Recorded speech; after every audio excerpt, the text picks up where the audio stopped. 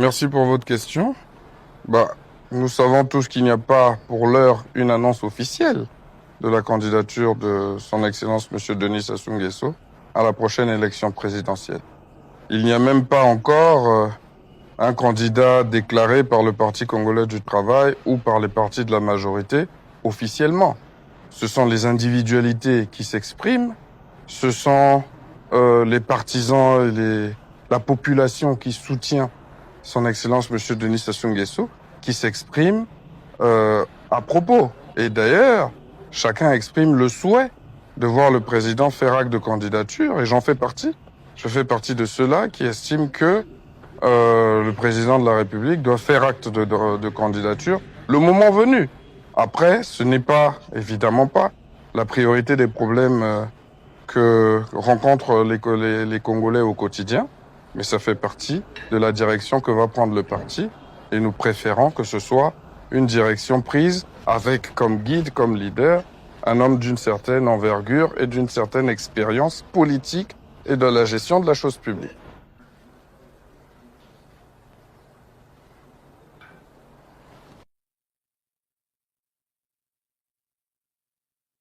Bah, comme je vous ai dit tout à l'heure, il n'y a pas d'annonce. Il n'y a aucune annonce officielle.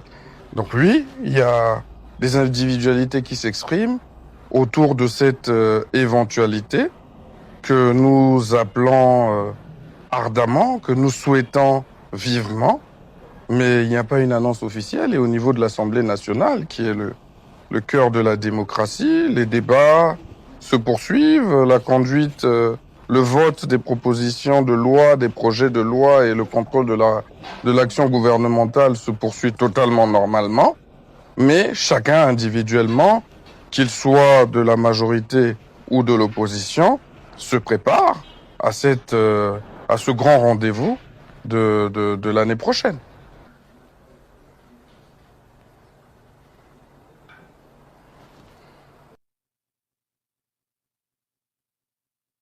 Bah, une volonté de continuité, est-ce qu'elle est légale?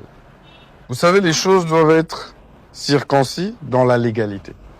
Est-ce que la constitution actuelle que nous avons prise en 2015 permet au président de la République de se présenter ou pas?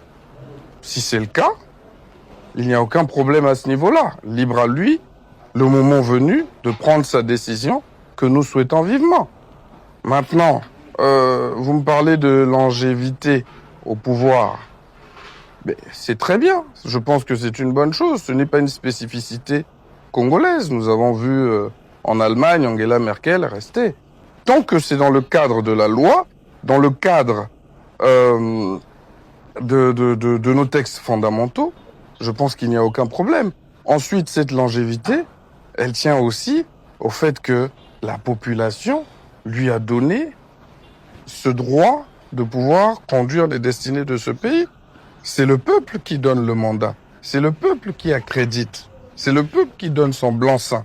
Et là, en l'occurrence, nous constatons que la population, à chaque fois qu'il s'est présenté à l'élection, parfois avec une certaine opposition, parfois avec des adversaires redoutables, parfois avec une compétition réelle, mais que le président, l'éléphant, est toujours sorti gagnant de ces consultations politiques.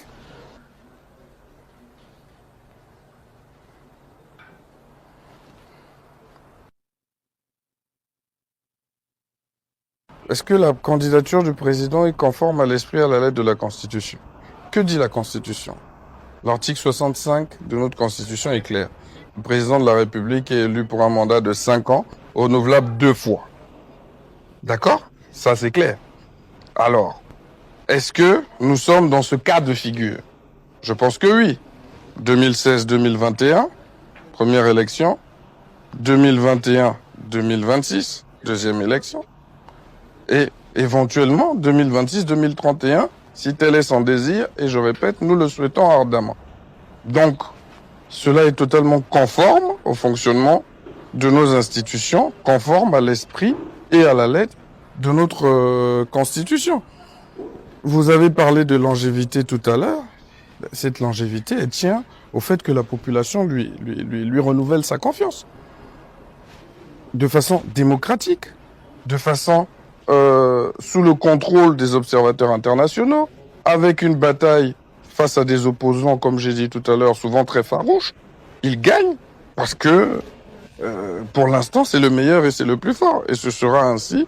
Nous souhaitons qu'en 2026, la population qui le suit partout, vous voyez quand le président se déplace dans le pays actuellement, vous voyez les masses qui se déplacent, cette masse de jeunesse, cette masse de population, qui d'ailleurs parfois même spontanément appelle à sa candidature. C'est la preuve qu'il a encore la confiance des Congolais.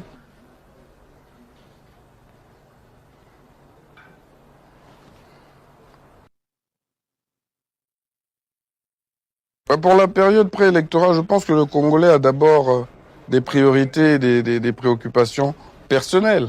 Je veux dire l'amélioration du panier de la ménagère, la diversification de notre économie, l'emploi. Les jeunes crient à tue-tête et à raison à l'emploi. Il faut donc diversifier notre économie, faire venir des investisseurs, créer les conditions d'employabilité de notre jeunesse. Je pense que c'est en ça que demeurent les principales priorités de nos populations, sans éventuellement évoquer l'amélioration du système de santé, d'éducation et autres.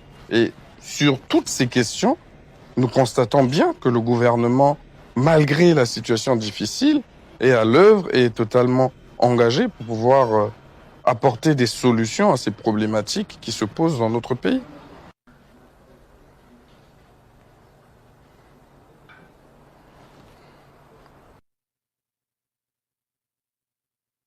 La place des jeunes, des femmes et des forces vives dans la politique post-2026, nous verrons. Nous verrons. Je pense que l'histoire nous démontre bien qu'avec le temps, le président de la République donne une place, crée les conditions de permettre à la femme de pouvoir être totalement impliquée dans toutes les sphères décisionnelles de notre pays, à la femme de pouvoir être protégée lorsqu'elle est marginalisée. Nous avons des lois comme la loi Mouebara, par exemple, de protection de la femme. Et donc, nous voyons que le président donne une place prépondérante à la jeunesse pour le département de l'Ankeni-Alima, qui doit se rendre à Djambala. Il doit faire quasiment 400 kilomètres, sinon 500 kilomètres, pour pouvoir faire signer un papier. Cette personne, aujourd'hui, se voit soulagée par le fait que désormais, au niveau de l'Ankeni-Alima, par exemple, le centre devient Kamboma, et donc, cette personne va pouvoir faire moins de distance pour pouvoir arranger ses problèmes administratifs, par exemple. Donc, c'est une bonne chose. Maintenant, les départements étant créés, il faut créer les conditions pour que l'administration dans ces nouveaux départements fonctionne. Et je pense que le gouvernement est actuellement en train de mettre tout cela en œuvre. Ça ne peut pas se faire par coup de baguette magique. Vous êtes d'accord avec moi? Je comprends l'impatience parce qu'il y a un besoin réel, mais il est évident que le gouvernement est à la manœuvre pour pouvoir mettre cela en place.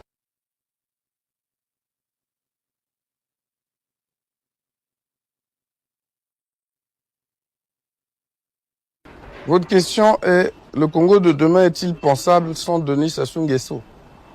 Monsieur le journaliste, demain c'est quand? Est-ce que demain c'est samedi 26 juillet? Demain c'est mars 2026? Demain c'est 2040? Demain c'est quand? Si vous me dites que c'est demain, samedi 26 juillet, oui, le président Sassou est encore là et à la manœuvre. Et il est en train d'exécuter son mandat qui est en cours. Donc, demain, c'est quoi? Quelle est l'échéance du demain que vous envisagez? Mais bien évidemment, le temps fera son œuvre. De nouveaux acteurs naîtront, de nouveaux acteurs impacteront certainement positivement et j'espère pas négativement l'avenir de notre pays. Et nous tenons à garantir se vivre ensemble dans la paix. Parce que nous voyons ce qui se passe à l'étranger. Je pense que ça nous inspire le fait de ne pas tomber dans ce genre de travers dans notre pays. Et d'ailleurs, nous avons déjà connu des périodes de crise. Donc, bien évidemment, demain, c'est quand? Si c'est mars 2026, je souhaite que ce soit avec Denis Sassou Nguesso et le plus longtemps possible. Bien évidemment, en espérant, en mettant toute l'énergie nécessaire pour pouvoir régler les problèmes des Congolais. Et je suis convaincu que c'est la personne qui a ça chevillé au corps.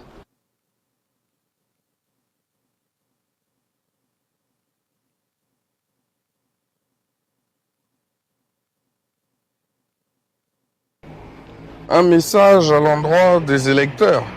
Bon, nous ne sommes pas en période électorale, bien évidemment, mais ce que je peux dire à la jeunesse congolaise qui représente 76% de la population de ce pays, c'est qu'elle prenne son destin en main. En prenant son destin en main, c'est déjà d'aller se faire inscrire sur les listes électorales lorsque ce sera le cas. C'est un acte civique important pour qu'elle puisse réellement décider du choix de la personne qu'elle souhaite voir conduire les destinées de notre pays. Donc je les invite à s'inscrire sur les listes électorales. Je les interpelle, ou je nous interpelle, à ne pas être victimes des charlatans politiques ou des personnes qui peuvent menacer notre paix. Et donc, c'est toujours les jeunes qu'on envoie détruire, qu'on envoie créer le désordre, qu'on manipule. Donc, je souhaite qu'elle soit suffisamment aguerrie, suffisamment avertie, suffisamment engagée pour ne poser que des actes conscients pour la période qui se prononce et qui va arriver très vite. Donc, jeunesse congolaise, sois avertie, sois vigilante, engage-toi, ta voix compte, donc fais-la entendre. Si tu as plus de 18 ans, il faut que tu aies ta carte électeur, il faut que tu aies ta carte d'identité pour pouvoir voter et faire valoir ton droit. Et bien évidemment, je ne vais pas faire un appel au vote parce que nous ne sommes pas en campagne, mais moi je sais pour qui je voterai, je vous l'ai déjà dit, c'est Denis Sassou Nguesso.